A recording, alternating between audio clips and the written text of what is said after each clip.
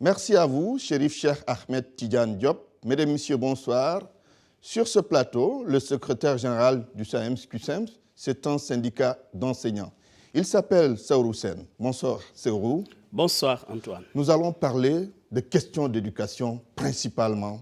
D'abord, les élections de représentativité syndicale qui vont se tenir très bientôt.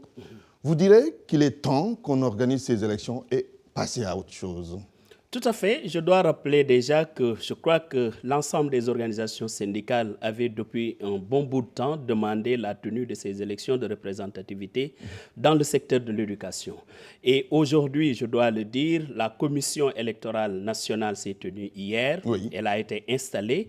Et donc, je peux dire qu'à partir d'hier, le processus est lancé pour qu'en fin de compte, nous puissions arriver à ces élections de représentativité. Et comment le SAEMS-CUSEMS que vous dirigez prépare ces élections ?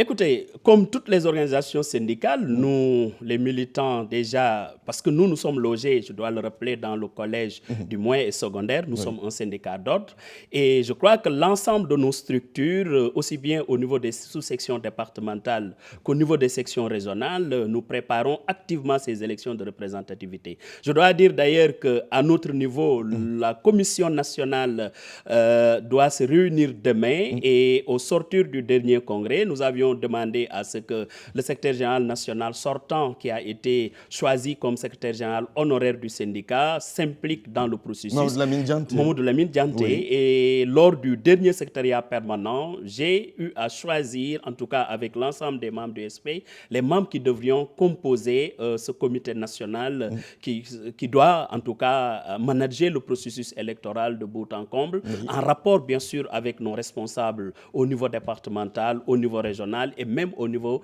des unités syndicales de base. Sur le terrain, de façon concrète, au-delà de ce que vous venez de dire, comment ça se prépare avec les enseignants pour espérer avoir quand même de bons résultats ? Écoutez, vous savez qu'au niveau du SAEMS-CUSEMS, nous, dès notre naissance, nous avons choisi le processus de la structuration. Parce qu'au niveau de l'ensemble des régions du Sénégal, de l'ensemble des départements et même des collèges et lycées, mais nous avons nos unités syndicales de base, nous avons tous nos responsables. De telle sorte que quand une mission est une mission du syndicat, mais chacun en fait sa propre mission. Et c'est la raison pour laquelle, d'ailleurs, nous avons, au sortir du dernier secrétariat permanent, envoyé un courrier à l'ensemble des sous-sections pour qu'elles puissent se réunir et également installer à leur niveau des comités électoraux qui devront manager l'ensemble du processus. Je dois dire d'ailleurs avec beaucoup de satisfaction, les échos qui me viennent des régions montrent effectivement que ce mot d'ordre qui avait été lancé à partir du secrétariat permanent est en train d'être suivi au niveau de la base. D'aucuns m'appellent pour me dire, camarade secrétaire général national, nous venons d'installer notre structure et donc pour nous, le processus est lancé. Vous savez que nous... Le SAEMS-CUSEMS est prêt alors? Oui, mais naturellement, nous sommes prêts. Je dois le dire d'ailleurs. Nous faisions partie de ces organisations syndicales qui avions demandé depuis belle lurette la tenue de ces élections de représentativité qui auront la particularité quand même enfin mais de crédibiliser l'action syndicale dans un secteur comme justement, celui de on a entendu des responsables de votre syndicat dire que le SAEMS-CUSEMS est le secteur le plus représentatif dans le secteur de l'éducation. Vous parlerez comme ces responsables syndicaux? Écoutez, toute modestie mise à part, je dis que le SAEMS-CUSEMS est aujourd'hui une grande organisation syndicale. C'est vrai que nous sommes jeunes de par l'âge, nous sommes jeunes de par la composition du personnel enseignant qui est membre de notre organisation, mais je dois le dire quand même, nous avons au SAEMS-CUSEMS des militants déterminés, des responsables engagés. Voilà pourquoi, véritablement, en ce qui concerne ce processus, nous sommes très optimistes. Maintenant, comme on le dit très souvent... La représentativité. Voilà, la représentativité. Si nous regardons tout simplement les dernières élections CAP-CD, le SAEMS-CUSEMS est largement au-dessus, en tout cas dans le moyen secondaire où nous sommes représentés. Et les choses peuvent changer entre-temps, non? Écoutez, en tout cas, nous allons travailler à rester le premier syndicat du moyen secondaire. Ça, véritablement, c'est une grande mission pour notre organisation. Et je crois que ce qui me plaît dans ça, c'est que c'est les responsables même qui me le rappellent pour me dire exactement, camarade secrétaire général national, nous voulons au sortir de ces élections demeurer très largement le syndicat le plus représentatif dans le moyen secondaire. Alors, ces élections de représentativité syndicale vont permettre de déterminer le poids syndical ou la représentativité de chaque syndicat.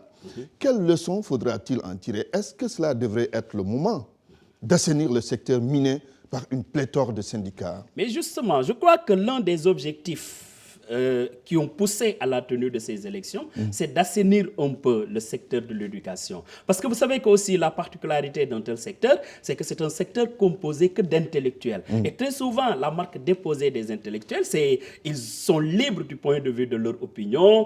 Très souvent, les appréciations varient d'un contexte à l'autre. Et aussi, et très souvent, ça, on le dira jamais assez, c'est un secteur très bouillant. De telle sorte que à chaque fois que certains, de par une pensée, ou en tout cas certains qui croient être très représentatifs, ont la possibilité de créer une organisation, ils le font. Et très souvent même, ce que nous avons constaté, comme c'est le cas d'ailleurs dans les partis politiques, à chaque fois, à l'issue d'un congrès, très souvent, c'est deux syndicats qui naissent.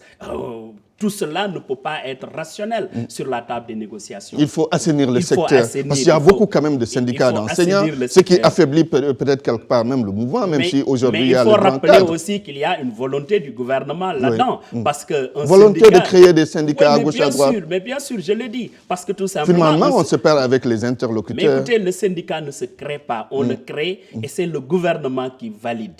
De telle sorte qu'aujourd'hui, même si nous étions 50 syndicats, ça veut dire que c'est le gouvernement qui a livré 50 récépissés. Alors nous pensons que véritablement, tout cela ne peut pas parler au nom des enseignants. Ou bien si tout ce monde-là devrait parler au nom des enseignants, il y a lieu quand même de revoir le discours en choisissant véritablement ceux qui sont plus représentatifs. Une unité syndicale, diriez-vous? Oui, mais c'est possible. Vous savez que nous, au niveau de lorsque nous créions le SAEMS-QSAMS, nous avions pensé qu'il fallait tout simplement aller vers des syndicats d'ordre. Un syndicat fort de l'élémentaire, un syndicat fort du moyen secondaire et un syndicat fort du supérieur. Les trois ordres d'enseignement devraient pouvoir constituer l'intersyndical. C'est la raison pour laquelle d'ailleurs, si nous appelons toujours à l'unité du mouvement syndical, mais dans nos textes fondateurs, il est clairement indiqué qu'au bout du compte, le SAEMS devrait pouvoir fédérer l'ensemble des forces du moyen secondaire. Et de ce point de vue, je crois que ça aiderait à avoir beaucoup plus de visibilité dans le secteur de l'éducation et rationaliser aussi la table des négociations afin que le discours soit beaucoup plus crédible. Très bien.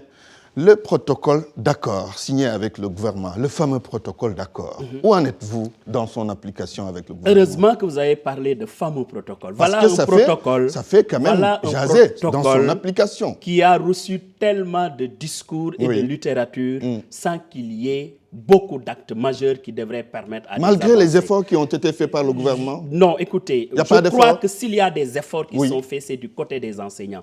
Je dis, Antoine, nous n'avions jamais eu de nouvelles revendications depuis que le président Macky Sall est là. Lorsque nous avons rencontré le gouvernement de Macky Sall, c'était pour rediscuter un protocole d'accord signé avec l'État du Sénégal. Et au sortir de cette discussion, nous avons extrait 11 points qui sont devenus les points du gouvernement de Macky Sall. Et depuis lors, jusqu'au moment où je vous parle, en tout cas pour nous qui sommes dans le moyen secondaire, nous sommes dessus. Sur les 11 points, qu'est-ce qui a été fait? Je vais vous dire sur les 11 points, dites-nous, avant de poursuivre. Je vais vous dire pour ce qui concerne déjà le moyen secondaire qui nous intéresse. Vous savez que nous avons fait le constat que dans le moyen secondaire, l'écrasante majorité des professeurs qui enseignent dans les lycées, mais c'est des professeurs d'enseignement moyen. Nous avions retenu avec le gouvernement du Sénégal, mais de créer des passerelles professionnelles qui permettent à ces professeurs d'enseignement moyen, mais d'avoir le certificat d'aptitude à l'enseignement secondaire. C'est ce qu'on appelle par exemple les passerelles professionnelles. De même que les détenteurs de KSCM puissent avoir le diplôme de KM. Ça, c'est les passerelles professionnelles. Et ça a fait l'objet d'un décret signé à l'époque par le président Wade. Aujourd'hui que ce décret-là a été remis en cause, à la place, absolument rien n'a été fait, d'autant plus que la question, elle est là, l'accord est là, mais le gouvernement peine à matérialiser. Mais quand même, il y a des efforts par rapport aux actes administratifs. Écoutez, ça n'a jamais... Je dis que les actes administratifs n'ont jamais fait l'objet de grève.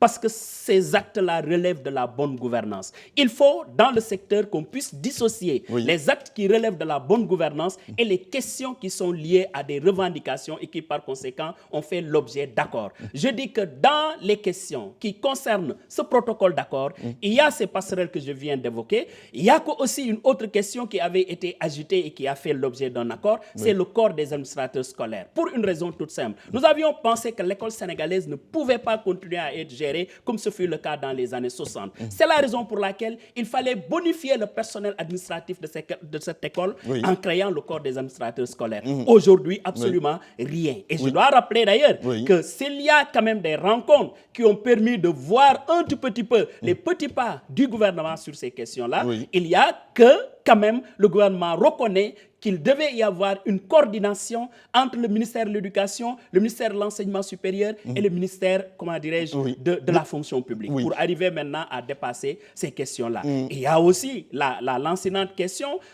comment dirais-je, du système de rémunération des agents de la fonction publique. Écoutez, quand le gouvernement a choisi de prendre un cabinet indépendant pour faire l'audit, l'audit n'a révélé que ce que nous savions déjà. Ça veut dire que c'est un système frappé d'inéquité. C'est un système injuste. Quelque chose qui est injuste et qui est inéquitable dans une république qui se veut émergente, on doit la corriger le plus rapidement possible. Mais justement, pour tout ce que vous venez de dire, faut-il craindre pour cette année qu'il y ait des perturbations encore? Je voudrais dire, aujourd'hui, depuis le mois d'octobre, il n'y a aucune perturbation notée dans le secteur.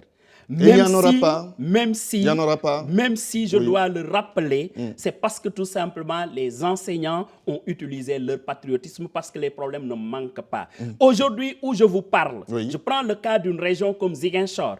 Les professeurs contractuels jusqu'à présent revendiquent leur salaire de décembre. Or, vous savez déjà la sensibilité de la question du salaire. Et si j'ai donné l'exemple de Ziguinchor, ça ne signifie pas qu'il n'y a que Ziguinchor qui est dans cette situation. Il y a d'autres localités. Parfois, même à Dakar, il y en a de ces professeurs qui ne perçoivent pas le salaire. Alors que, naturellement, compte tenu de la sensibilité du salaire, vous savez que c'est des questions inacceptables. En pleine année scolaire, vous savez qu'il y a que dans le secteur de l'éducation, avec les acquis démocratiques, il y a un mouvement national qui s'organise. Voilà, justement. Oui, au-delà du fait que ce soit en pleine année scolaire, qu'est-ce qui vous dérange d'autre dans cette affaire? Mais écoutez, les redéploiements ont la particularité de bouleverser des familles.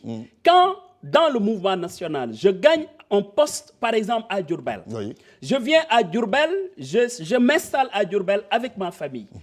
Mais je trouve des écoles où je dois mettre mes enfants. Mais s'il se trouve maintenant qu'au bout de quelques mois, on me dit que non, M. Sen, vous avez été affecté à Diourbel, mais maintenant vous êtes redéployé en Goyé. Mais ça pose un problème. Comment je vais faire avec ma famille? C'est des questions qui posent un tout petit peu la problématique de la gestion des ressources humaines du ministère de l'Éducation. Oui. Dernière question, si vous permettez. Il s'agit des sortants du SNEPS de Thiès qui avaient observé une grève de la faim il y a quelques temps. Vous-même, vous les avez convaincus à arrêter, entre autres. Alors, qu'est-ce qui est en train d'être fait en leur faveur? Justement, vous me permettez de revenir sur cette lancinante question des sortants du SNEPS de Thiès. Je dois rappeler que le SNEPS de Thiès est créé par l'État du Sénégal pour, en tout cas, prendre en charge la formation des cadres en éducation physique et sportive.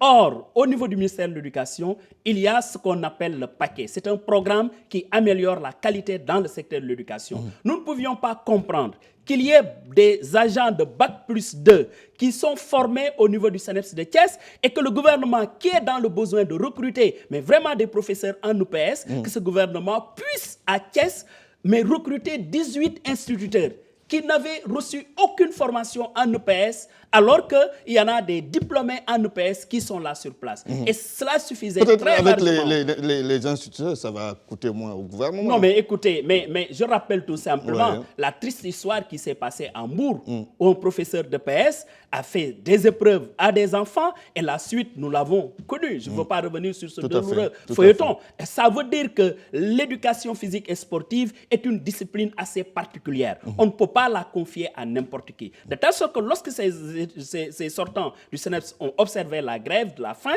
je suis allé là-bas, non pas pour négocier. Je suis allé là-bas leur dire que votre combat, c'est notre combat. D'autant plus que le décret qui crée le corps des professeurs en EPS, c'est une revendication et un accord du SAEMS. Ce décret-là permet l'enrôlement de tous ces camarades-là qui sont formés. Il faut les enrôler. Naturellement, il va falloir les recruter pour la bonne et simple raison qu'ils ont le diplôme professionnel et ils ont été formés pour pouvoir servir dignement et honnêtement la nation sénégalaise. Très bien, nous sommes au terme de cet entretien. Saourou Sène, je vous remercie. C'est moi qui vous remercie. Je rappelle que vous êtes le secrétaire général du QSEMS, syndicat d'enseignants.